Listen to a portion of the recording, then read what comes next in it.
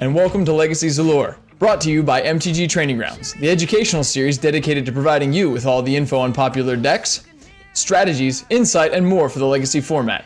I'm your host, Zachary Cuck. For today's episode, we're going to step away from the deck techs, the sort of deck theory, and the philosophy talk, and we're going to talk about actual tournament results. The tournament in question? The Legacy Grand Prix, just recently held in Columbus, Ohio. Our guest, he might be a bit younger than half of the broken cards in the format, but that doesn't mean he didn't know how to wield them. In fact, he played so well that he was able to bring home the trophy. This GP wasn't his only successful endeavor into competitive Magic, however. He also has 1 Star City Game Open Top 8 and 2 Star City Game Classic Top 8s, one of which resulted in a win. Ladies and gentlemen, I'm excited to introduce today's guest, Clay Spicklemire. Clay, welcome to Legacy's Allure. Hey Zach, thanks so much for having me on the show. All right. So, like I just mentioned, you recently won the Legacy Grand Prix. It'll be the only one in the United States for 2016, and I am super excited to have you as a guest to talk about it. Yeah, thanks for having me on the show. It was a pretty exciting weekend, so it'll be fun to talk about it. Sure seems like it. Now, before we dig into the Grand Prix too much, tell us about yourself. I want to know where you're from, how did you get into Magic, and just give us a little tidbit about Clay. Okay, so I'm from Indianapolis, and my older brother actually taught me to play, and that was right after M10 got released. But I started really playing competitively in Return to Ravnica Innistrad Standard, back when like Jund was the best deck. Oh yes. And I've been playing competitively since then. Okay, so you said your brother got you into Magic? Yeah, my older brother taught me how to play. All right, so he was sort of the Obi-Wan or the mentor that led you down this path? Yeah, you could say that. That's awesome. Now, do you have any? He doesn't play. Oh, sorry. Oh, go ahead. Go ahead. He doesn't play it as much anymore, but he's the one that got me down the road.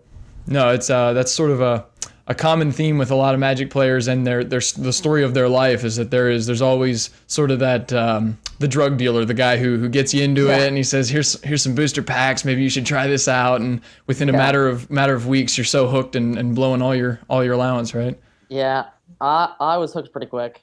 I was the same way. Now it was a long time ago, but it didn't take me long to realize that this was a game that like I could see myself playing for a long time, and in fact I have been. So yeah. Do you have any?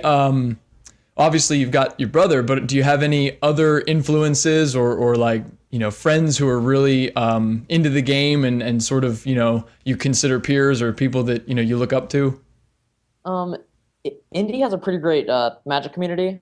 So like all the guys from around I go to most of the game shops around Indy, at least occasionally for IQs or PPGQs or what have you. But not one person in particular. No, everyone's pretty great. Awesome. So do you have a lot of friends you travel to these tournaments with? Yeah. There's a group of like 5 or 6 of us that get together and test for the events, and then usually travel to them. That's cool. No, I think having a group or a close knit community of friends to do Magic with is probably the best way. It's definitely the most fun. Yeah, definitely. And I know I've met a lot of people just playing like on the Open series and those kind of events that like after a while your friend circle grows, and it's really awesome. Yeah, right? Yeah, that's awesome. So.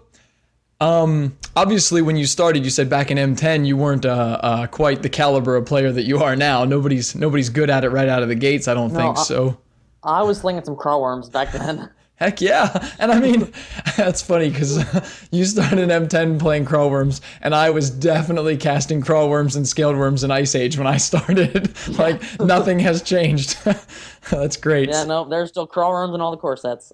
Oh, that's awesome. So How did you get better at the game then? Like, was it a conscious effort? Did you decide, hey man, I want to be a pro player, or I want to be really competitive, or did it just sort of happen naturally as a result of playing more? Well, I moved to Colorado for a couple of years, and I got into the scene out there. And then when I moved back here, I decided that I wanted to play in all the local Opens, Grand Prix, all the beer tournaments, and I joined the group of players at my local store, and we just kind of started, ramping it up, going to all the opens and GPs and everything within driving distance, the invitationals, all that stuff. Great. I'll give you a second here. You want to give a shout out to the local store? Where do you play? Game Time Indy. All right. It's a local store in Indianapolis. All right. There you hear it. Game time, everybody. It's where champions are born. Yeah.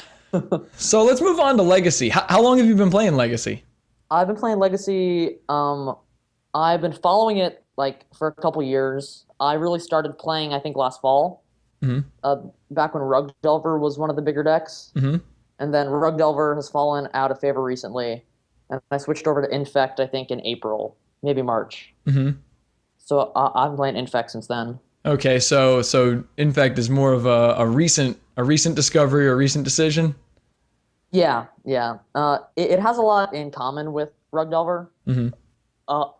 Lots of the games play out the same way, but I prefer Infect. Yeah, so do I. So, I won't accuse you of anything there. Yeah, the deck's pretty great. I was going to ask, why do you like Infect so much? What makes it appeal to you? Well, first of all, it just you can play aggro, control, or combo depending on the matchup, the situation, who you're playing against, how you think the game's going to go, and you can completely switch it out. You can threaten the turn 2 kill, and then if you have the read that they have it, or you just want to play a longer game, you can drag the game out and play a attrition-based game plan, and that's just a very powerful thing to be able to do. Definitely. Against the combo decks, you can race them, which is something that you couldn't always do with Delver. Mm-hmm. And then against the Miracles decks, you can actually go long. It's just something that I really liked having the options. Yeah, I think the sort of multifaceted attack plan is it's really valuable in Legacy in general. And I agree with you. I think Infect is a very good example of being able to do all the different attack styles. You can be controlling. You can use your pump spells and your activated abilities like Pendelhaven and stuff to sort of drag the game on until you win just by virtue of wearing down their resources. And you can also just turn to jam everything and if you have the total nut hand, there's nothing they can do to stop you. They're just dead. Right, yeah, even in your worst matchup, you can get a turn 2 kill with, Force of Will Days backup, and no deck in the format can really do much about that. That's right. Yeah, when I interviewed Tom Ross, he said the same thing, that Infect may not be the most powerful deck in a vacuum, but it has probably one of the best, I think he called it the nut high hand, where you're virtually unstoppable or very close to it. They need a perfect string of cards to stop it, and that's so unlikely to happen that when you have it, you just have it. It's a good feeling. Yeah. Also, you can try to get people to play awkwardly because they're so scared of dying to the combo, and then you just attrition them out. And when they're casting end of turn brainstorms and things that aren't getting full value, it's pretty easy to capitalize on that. I agree. So while we're still on the topic of just Legacy as a format, I wanted to know, do you catch much flack for being such a young guy playing in sort of the old timers format? I was really excited to see someone your age not only take down the Grand Prix, but to play with such confidence. And I just wondered if you hear much about that. I definitely get my fair share of comments about winning with cards older than I am and all that. But, yeah. I mean, I don't mind it too much. Sometimes in the early rounds you can get opponents that keep sketchy hands or don't play very well because they think it's just some kid. So sometimes you can pick up some free wins that way. But. Yeah, I mean, if I sat I'm guilty of this. If I sat across the table from you, I would be like, well, I can keep this slightly loose hand that doesn't have much removal. He's playing burn clearly. Yeah, yeah. I mean, yeah. What else does someone his age and income afford to play, right? Yeah, I've had people put me on 12 post, burn, all kinds of different stuff, but nobody puts me on Infect, which is pretty nice. That's good, because the less prepared they are, the better. Right. Yeah. So, obviously your Grand Prix win is a huge accomplishment, and we'll talk about, the top 8 and all that. But first, I want to hear the story of how you got to the top 8. I want to know, what were your rounds like? What were some of your more memorable matchups? And how did you feel about the tournament as a whole on your way to the top 8? Well, the Swiss rounds, I feel like I got very lucky as far as matchups went. I played, I believe, 13 matches in the Swiss because I had a bye, and I drew round 15. And I played against like Death and Taxes 3 times, Miracles 3 times, and I didn't play against Lands. I only played against Delver once. So, those are pretty nice. Delver can be very rough. Miracles and Death and Taxes are like very positive matchups. So Yep. So like I didn't have much interesting until round 5. I had a bye round 1, and then the first 3 rounds that I played were pretty uneventful. I played against a Death and Taxes player who wasn't very experienced playing against Infect, and he walked into like vines in combat, Yeah. and that didn't last very long. Then I played against Eldrazi, and I had Force Will for his chalices, and then he just kind of died. And Yep. then I played against 12 Post, which is the bye. Sure. So, and then round 5, I play against Burn, which is usually a fairly good matchup. Oftentimes they just can't beat the Invigorate or a Daze or whatever. But game 1, I kept a hand that banked on like Inkmoth Nexuses and Sylvan Library, which is very good against like all the slower blue decks, but it's very bad against Burn. Right. So we lost game 1. Game 2, we just got him with like a turn 4, I think, with a force backup. And then game 3 was pretty interesting. My opening hand, it had no Force of Will, but it had a turn 3 through Burn Spell, and I had to go for it because he had a very fast draw with a bunch of creatures. But it turns out he had a Lightning Bolt Fire Blast to blow me out, so I ended up losing that game. Bummer. Yeah, and then the rest of day 1, not a whole lot happened until round 9. Played against Grixis Delver. Ed D'Amico, I think, was his name. Anyway, the first 2 games weren't really games. Game 1, he died on turn 5. Game 2, he had like turn 1 Delver, turn 2 Pyromancer, turn 3 Therapy, Flashback Therapy, Bolt my guy, Yeah. just normal Grixis Delver stuff. And then game 3, both of us get some awkward draws. I think he like triple wastelands me, but he doesn't have a threat. And I have a Glistener Elf that's getting in, but I only have my basic forest, so I can't do a whole lot. So I'm just holding up vines to try to protect from bolts. Because my hand's pretty poor. I spend a lot of resources protecting the Glistener Elf. I think I already used one of my vines and some dazes, but anyway, we get to a point where he Cabal therapies. He eventually draws a Deathray Shaman, so he plays that, which blocks the road for my Hierarch, or not my Hierarch, my Elf. Sorry. Yep. So that gets stuck, and then he ends up blind therapying triple vines out of my hand. Oof. And the game goes on for a while. Eventually, we get to a counter war where I go for a Berserk, and I think he forces it. Then I Flusterstorm it. He flusters back, and I fluster back, and I end up winning the counter war by having the last Flusterstorm. Sure. But that was a pretty crazy match. Yeah, and sometimes that's how those go down. Is it's really like a showdown all in one turn where you just build an enormous stack, right? Yeah. Flusterstorms are pretty great, and having the last one is very important because that Flusterstorm countered like all of his Flusterstorms and his Force of Will and like his Lightning Bolt. It was just crazy. Sweet. And then day 2, I got some more good matchups. Played against Burn again, didn't, and then I played against like 2 more Miracles players, another Death and Taxes player. Not a whole lot interesting happened until the top 8. Okay, so do you think that the metagame at Columbus was favorable for Infect, or was it just your pairings, or what's your take on it? Well, Legacy is a format where you just play the deck you know the best, really, to pretty much regardless of how you think the metagame is going to shape up, because that's just generally the best strategy for such a wide open format. No deck is more than like 10% of the field, so trying to metagame like a 2,000 person tournament is just not a great. It's just not a great idea. But the decks that I expected to see the most of were Miracles, Death and Taxes, and Shardless Bug, and I felt like all of those were pretty solid matchups for Infect.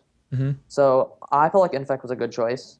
And also, I didn't feel like lands would be very well represented in such a large field because the deck's very expensive, and also people like playing Brainstorms. But And then that paid off. I ended up playing against a lot of Miracles, a couple Shardless Bugs, and a lot of Death and Taxes. So that worked out pretty well.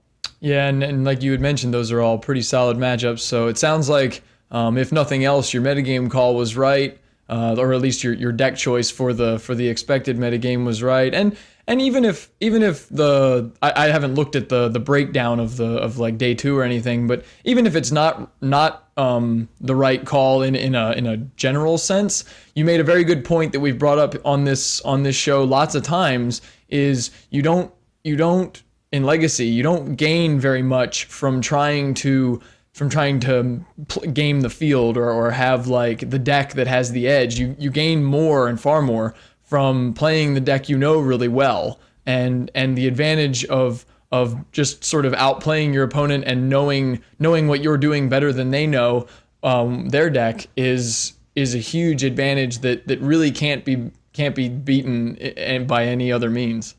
Yeah, for sure. Like standard events, it's all about like the shifting metagames, but like Legacy, it's all about what you know how to play, and you'll get more points by just playing the deck you know the best very well than trying to, gain marginal advantages by trying to metagame the field. That's awesome. Now, I'm going to take a second here to shamelessly self-promote my own podcast on my own podcast, but we did a Legacy's Allure episode with Tom Ross not too long ago, and I heard you say that you have listened to it. So what I want to know is, how helpful was that podcast, and did it have any bearing on your winning the Grand Prix? Yeah, that podcast was pretty great. I watched it right after I top 8'd my first Classic with Infect, and it really helped me out.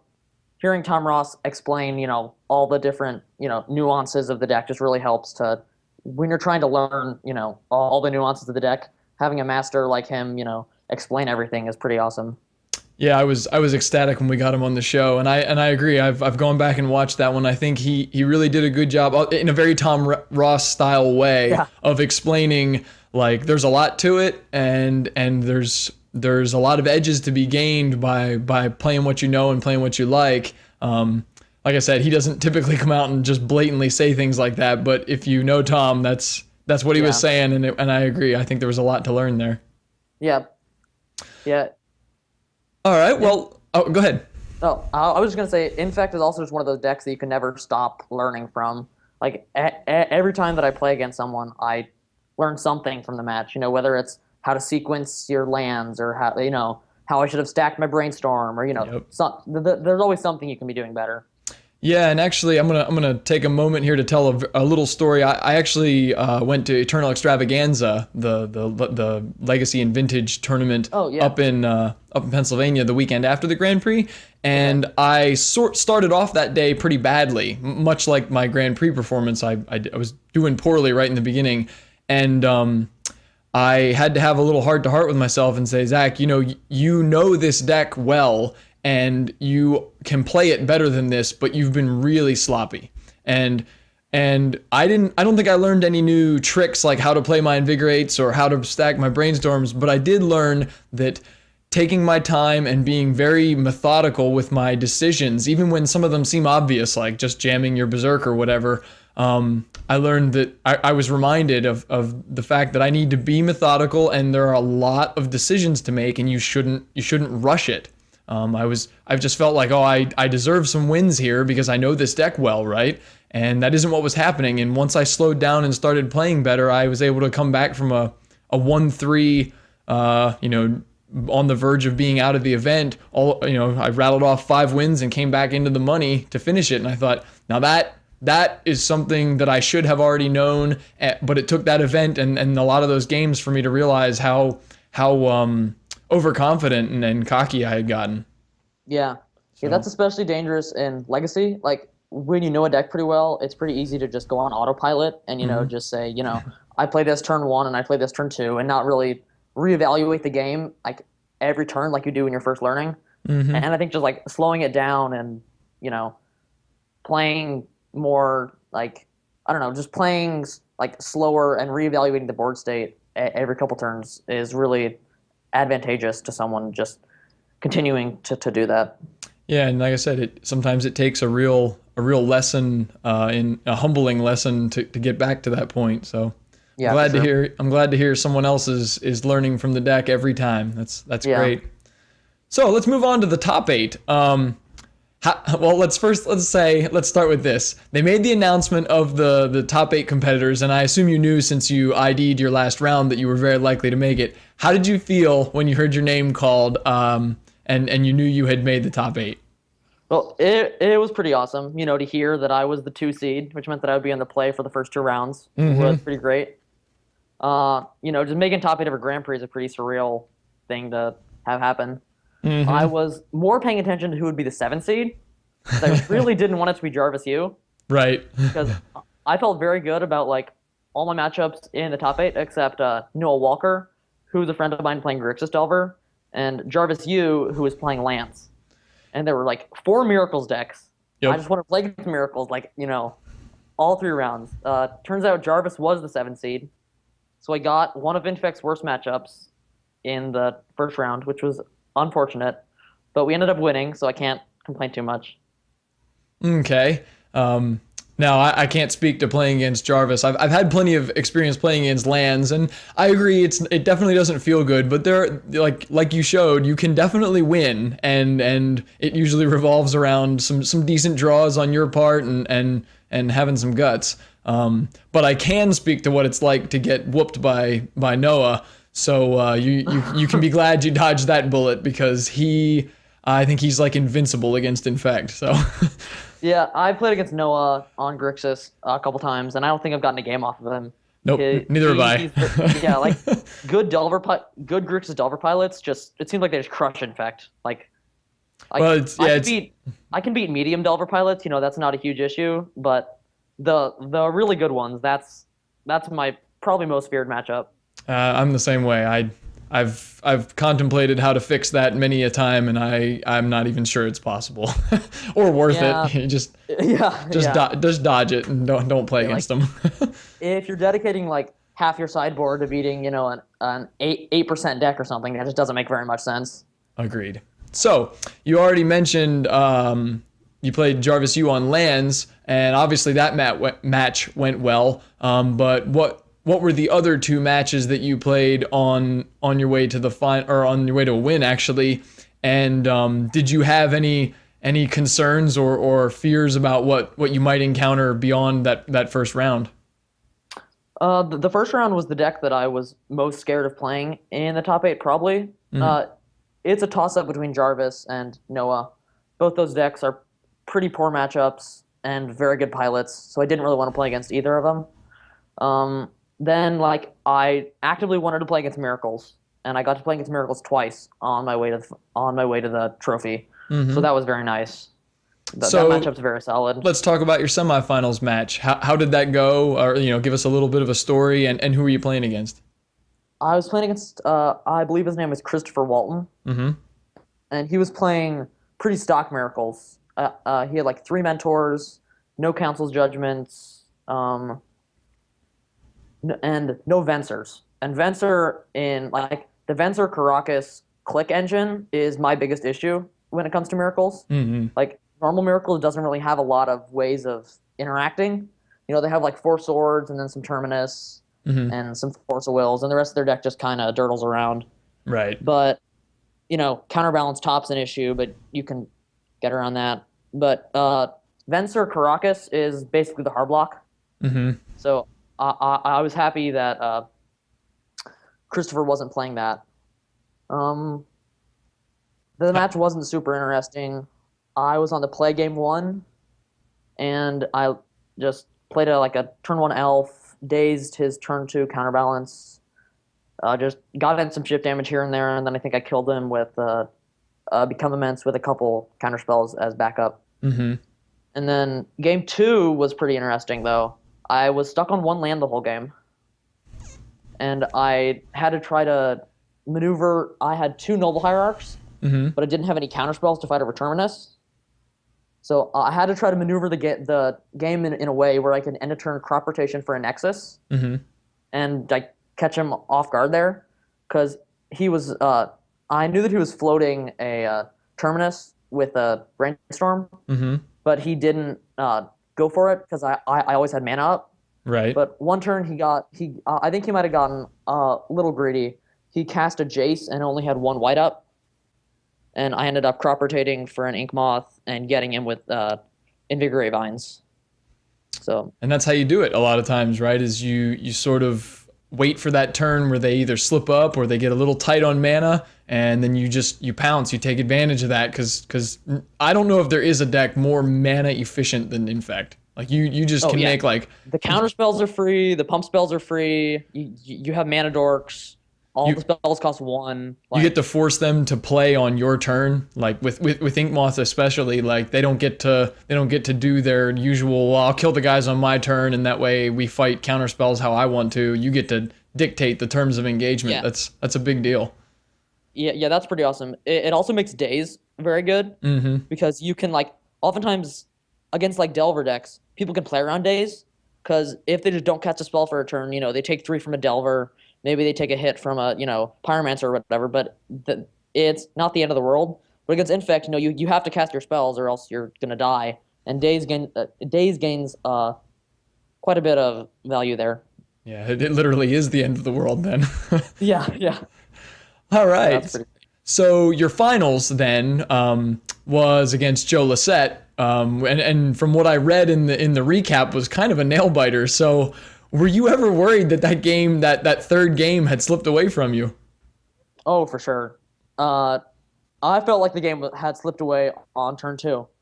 So my opening hand, it's a bit of a sketchy one.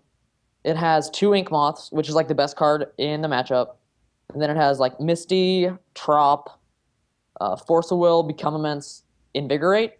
So it's definitely borderline. But I decided to keep it, but mostly because of the strength of Inkbond Nexus, because it's just very difficult for them to interact with. I knew he would have like engineered explosives and Terminus, and Inkbond lines up very well against those cards. Well, it turns out on turn 2, he slams down a top decked Pithing Needle, shutting off both my Ink Moth in play and the one in my hand. So that buys him like a lot of time. Eventually, he resolves Counterbalance.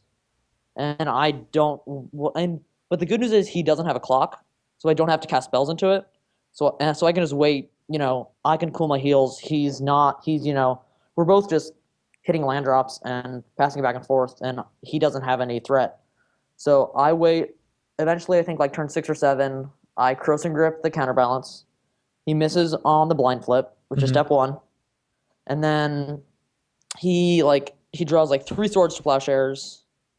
So, he flipped Swords to my Probe, and then he flipped Snapcaster to my Brainstorm. So I know he has Sword Snapcaster in his hand, which means the game is not going to end quickly. Right. He has a bunch of lands and Sword Snapcaster, so I have to settle in. And so he swords my first couple guys. Then he then one turn we get to a position. He's used 3 Swords to Plowshares. And I have like 5 lands and a Noble Hierarch. So I tap one of my Trops, cast an Elf, and he end of turn tries to Swords it. And I tap out for Force of Will. And then that's like his first big opening when he has me tapped out. And the rest of my hand's pretty poor at that point. I have some pump spell. I have like 3 pump spells and a couple lands. But anyway, he draws for the turn. He has like 1 card in hand at that point, and he slams down Jace. Which is bad news. Yeah, sure. Yeah, definitely. Yeah. And so he brainstorms and hits back to basics. And at this point, I'm just like, basically feeling kind of resigned to my fate at this point. I have a Forest and a Noble Hierarch, and he has a Top, a Jace, and a back to basics. So he passes the turn very confidently. He has 1 Volcanic up and a Top. And I draw for the turn, and at this point, my hand is Invigorate, Become Immense, Berserk, Ink Moth, Misty. Mm-hmm. And my first thought is I can Invigorate plus Berserk the Jace down. Mm-hmm. And then I'm thinking like, wait a second, he's a 17, and the Hierarch's a 1, plus 4 is 5, plus 6 is 11, and double that's 22, and he only has 1 snap to block. So unless the last card in his hand is like exactly Flusterstorm, Right. it easily could be. I haven't given him a good spot to cast it yet, so I wasn't feeling great about that. But if I let him on tap, then it gets way worse. So Sure. there's no reason not to go for it. And I did, and he didn't have it, so we won. But Well, and once again, it's worth noting there that you, even though you were resigned to your fate and things were looking pretty grim, you had an opponent who made sort of the classic mistake. Now, granted, he couldn't have predicted that you had the perfect string of pump spells, but even so, he plays his Jace, costs 4 mana, brainstorms with it instead of bouncing your one and only creature. Right. Finds Back to Basics, which I'll remind the viewers here costs 3 additional mana. So now Joe has tapped 7 lands, leaving himself with only the 1 land left. And surprise, surprise, you can't spin the top and draw a Flusterstorm or anything like that if you tap all of your mana out. And sure enough, even if there had been a Flusterstorm or something on top of his deck, he can't get it because he has no lands left. So yeah, I mean, his hand at that point was a brick, and I don't think it's getting like. I don't blame him for brainstorming or casting the Back to Basics. I would have definitely done the same thing. Like bouncing the Noble Hierarch there just doesn't feel like it really does much. Then I get to untap with all my mana. Sure. I have a huge hand that he doesn't know about. I mean, I think he made the right play. He just got pretty unfortunate that I had, the perfect string of pump spells to get him for Xyz. And I mean, and that's true. Like in the dark, that may be the right decision. I'm not faulting Joe. I think Joe knows Miracles well enough to know what he should do in that situation. But it, like I said, it is a classic example of how Infect can steal wins from really bad situations, right? You got to catch them with their pants down, and sometimes that's when they cast Back to Basics and Jace. Yeah. So anyway, that's a pretty awesome story, and my only regret, or my biggest regret, is that it wasn't on camera. I would love to have seen that. I'm still pretty salty about that. I would have loved to have the 22 trample damage be recorded on camera. Probably go back and watch that quite a few times. Oh my gosh, I could put it in my best of vault. Infect. Yeah. Anyway, I noted, or I've never played against Joe personally. Now I'm pretty good friends with Joe. We've roomed together at opens and stuff. But I've never gotten to play against him in a competitive event, so I don't actually know how I would feel in your shoes. But I imagine being confident and having a sense of control over your fate here would really help in virtually any competitive endeavor, but Magic especially when you're playing against someone like Joe. So did you know going into the match, or did you feel like you could win this even against someone who's as well known and as skilled as Joe Lissette? I mean, I was on kind of a high at that point from, like top 8ing the Grand Prix, making it to the finals. I knew I'd be going home with quite a sum of money. So, but I mean, I felt good about the deck. I felt good about the matchup. I mean, Joe is a very skilled Miracles pilot. He knows the deck inside and out, and his list is very good. But I feel like the matchup still favors me. And I mean, I played against big name players before. It's not it's still like pretty intimidating to play against someone, that well known on such a big stage. But I felt pretty good going into it. Awesome. It definitely helped that I beat Miracles like 4 times that day already.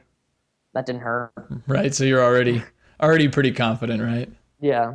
That's good. No, that's very good. I'm glad to hear that, because like you said, the caliber of the player doesn't dictate whether it's a good matchup or not. And if you aren't confident and think that you don't have a chance, then you're far more likely to make that a reality, right? Like you will lose games sometimes purely because you don't think you can win. And I think that's playing scared is a bad idea, and it's how Infect gets a lot of wins. Oh yeah, your I got opponents a lot of wins because people played scared. Yeah, like it's like I said before when I was interviewing Tom, like they are afraid of what can happen, not what is actually happening. And I think that you don't want to be reckless, but you have to have more confidence than, oh my gosh, I have to always hold up the spell piercer, I'll just die. Yeah, they give Infect players way too much credit all the time for like what they have in their hand. Like sometimes you just have to like tap out and say, if they have the God hand, they're gonna get me, you know. Yep. But playing scared and trying to always hold up the spell piercer just isn't gonna work out for you very well. You know, that leads you into like either you have to like delay when you play your threat and slow your clock way down, or you have to, you know, not play your removal spell at a good point, you know. Yep. Maybe you play too aggressively early and you just, you know, die to the chip damage. You know, that can happen very easily. And actually that might be part of it too. Maybe people are afraid because they hear all these horror stories of like, well, Infect can kill you however they want. They could combo kill you, they can wear you down, they can play control if they want. Like you can't win. Like you get that mindset of like, this is just impossible. But everybody out there, it's not impossible. No, Infect is definitely very beatable. It's just, but if you don't know how to play against it and you haven't prepared against it, then it's gonna ruin your tournament. Okay, so speaking of ruining tournaments, after you were done crushing everybody and you got to hoist the trophy, in addition to a pretty sizable chunk of money, you also get a Pro Tour qualification from top 8ing a Grand Prix. So I want to know, is this going to be your first Pro Tour appearance?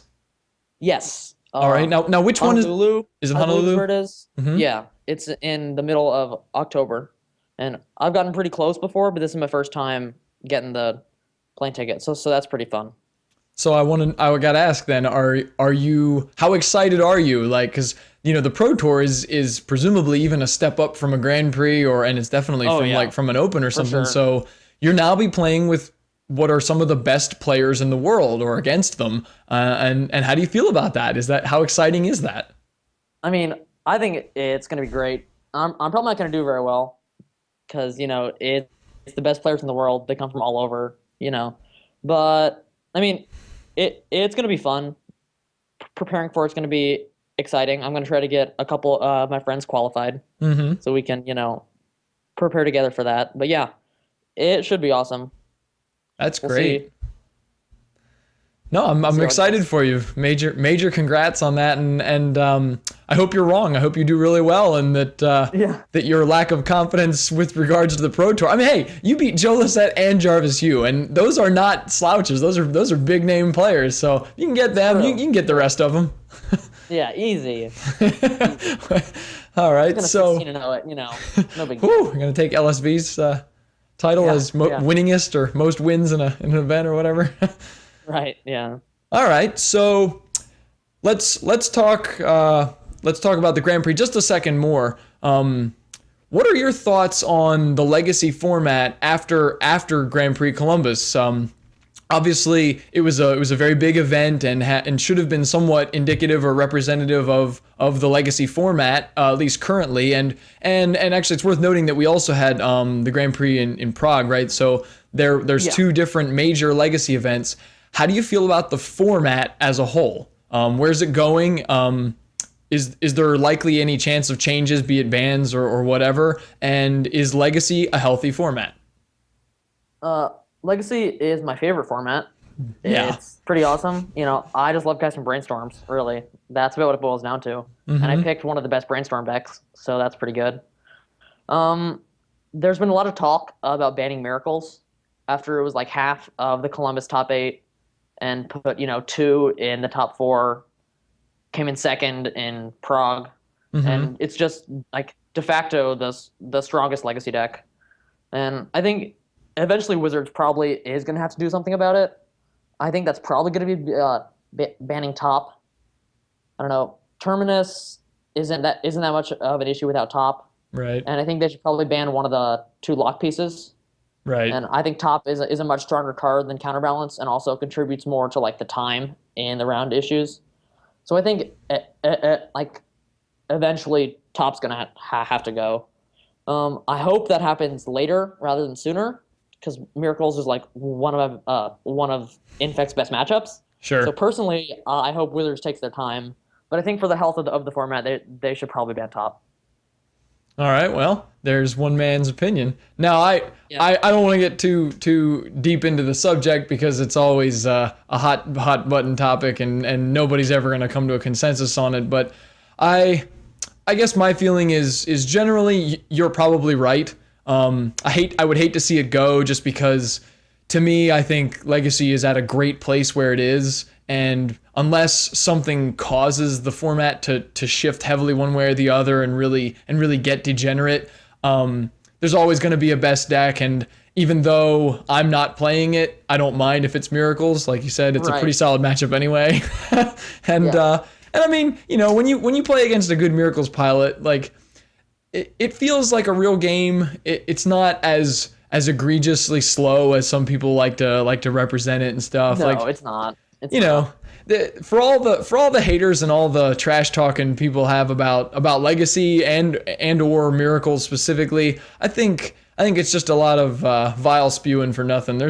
It's in a pretty good spot in my opinion, and I kind of like where Legacy is right now. But I mean, whatever. If Wizards decides to do it, it's not like I'm going to stop liking Legacy. So yeah, I think having a control deck as the best deck in the format is not a bad place for the format to be. No, I agree. Especially since when control decks are when interaction is that powerful, I think that's generally good. That's a good sign about the health of the format. But I mean, people don't like top. Wizards doesn't like rounds going to time. I think it's just eventually they're going to do something. Well, Miracles is on the rise if it keeps climbing. If it's half of every Legacy Grand Prix top 8, they're going to have to do something eventually, or they probably will. I don't know. Well, I'm still mad about Twin, so I can't. I'm not great about bannings. Were you a Twin player in Modern? Yeah, Twin was pretty great. So actually, I'm interested to hear that. Now I know this is a Legacy podcast, but we'll take a sidestep here for a second. Why not Infect in Modern? I played Infect in Modern for like a month, and then I picked up Infect in Legacy. And after playing Infect in Legacy, Modern Infect just doesn't really cut it. I don't know. Getting like all the interaction and the brainstorms and all those like complex decision trees, Modern Infect it's just not the same. Yeah, I'm glad to hear you say that because I have heard so many people say that on the Source or MTG Salvation, any of those forums. People say, hey, I play Modern Infect. I really want to try it in Legacy. Does anyone have any recommendations? And the recommendation is always, well, once you get into Legacy Infect, you should probably just sell off all your Modern cards because you won't want to go back. You're not going to go back, no. That's great. Yeah. Oh, man. So let's move on, Clay. Sort of in closing here, I want to know, what's next on the ticket for Clay Spicklemire? Where is he going with his Magic career, and just life in general? What does the future hold for you, man? Well, I'm gonna start my junior year of high school in the fall. That's gonna be something. Heading to college before too long. Yeah. I mean, I'll still be around at events, opens, Grand Prix, smaller local IQs, whatever. Mm-hmm. Invitationals, you can find me at most of those. So right on. Yeah. And you've got a Pro Tour coming. Yeah. So there's that. That'll be fun. Maybe some repeat Pro Tour performances. Yeah, just gotta get that X5, and then I'm, get the plane ticket to the next one, and just X5 that one, and get the plane ticket to the next one. Easy. Gravy train. Yeah. All right. Sure. Well, that's good to hear. So I'm glad that you sort of see Magic being a big part of your future career as well. Because I actually quit playing Magic for a while in college. I got too into video games and stuff, and in some ways I regret that I dropped it too early. I should have stayed competitive for longer. So I hope it continues to go well for you, and that you stick with it because it's a great game. Yeah, it is definitely a great game. All right. Well, any last thoughts on Legacy, Magic, your impending junior year of high school? You want to say to the viewers before we sign off? Not really. No. Thanks for having me on the show. It's All right. been great. Well, I've had a blast hearing your story and sharing this accomplishment with you. I certainly hope we continue to see in the professional Magic realms for years to come. So thank you for taking the time to join us. Yeah, thanks for having me. All right, and thank you to all of our listeners and viewers. It has been a pleasure to bring you this episode of Legacies Allure. If you enjoyed this episode, please subscribe and feel free to leave us feedback on our YouTube page, or you can message me directly at mtgtraininggrounds@gmail.com. Like us on Facebook at the user MTG Training Grounds and follow us on Twitter at @MTG_TR Grounds. I am Zachary Cuck. Thank you for joining.